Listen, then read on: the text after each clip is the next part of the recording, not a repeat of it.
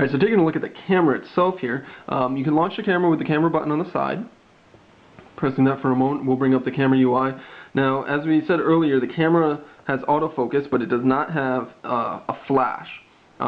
You do have a custom UI here. Hitting this tab here, it'll cooperate, there we go, brings up some options for you. You can switch to the front-facing camera, like so. There we are. Wave, there we go. So you can take self-portraits. You can also use the front-facing camera for various video chatting and stuff like that. You got a couple different options as far as shooting mode goes. Continuous, panoramic. You can change where your standard default destination goes when you go to save the image or send it. Right there, and you can adjust the exposure. One thing that we notice, or at least we can't find easily, is where if you can zoom in. It's only a 3 megapixel camera, so they might have just disabled the zoom on the camera itself. But what you do have is you do have tap to focus, so you can tap there and then the camera will autofocus like so.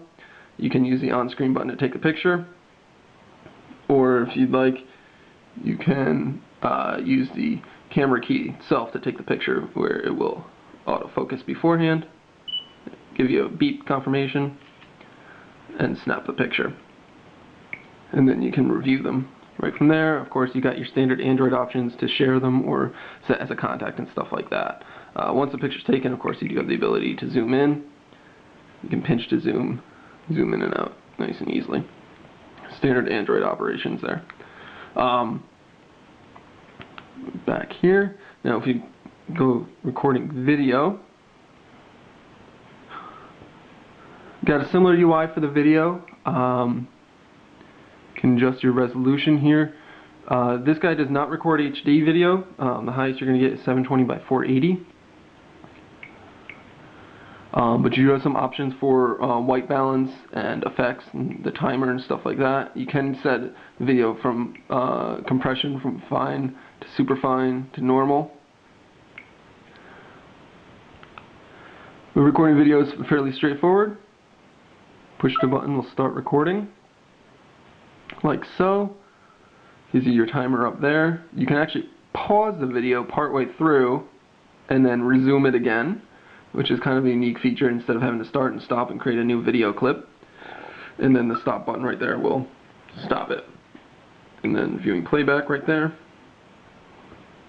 Like so. Gives you your timer up there. You can actually, which is kind of a unique feature instead of having to start and stop and create a new video clip.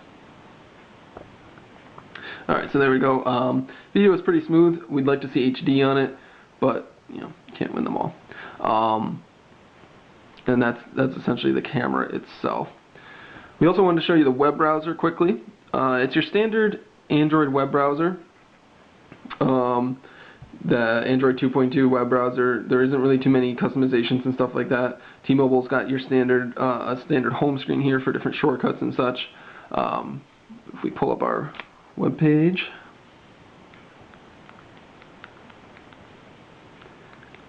this keyboard really is a dream to type on once you get used to it.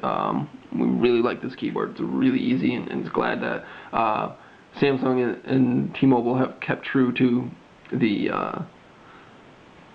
keyboard that we're used to seeing on Sidekick devices, which is great to see. It's relatively fast. We've got a pretty heavy site as far as images and stuff like that, so it can take a minute to load. Supports pinch to zoom, which is pretty smooth. The Sidekick 4G has a 1 GHz Hummingbird processor, so it really helps with the smoothness of UI motions and stuff like that. Scrolling is effortless on the browser, which is nice to see.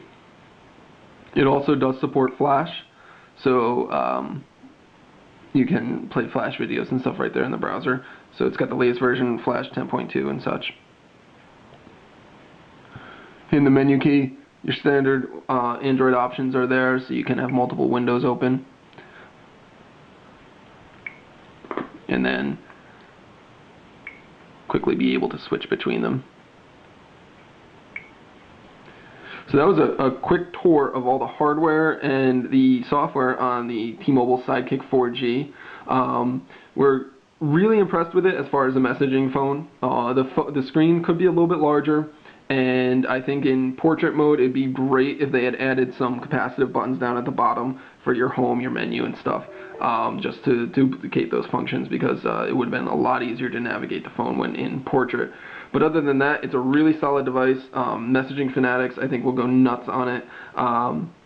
It's a little bit chunky for intents and purposes, but that does offer you the great hardware keyboard, which we're glad to see.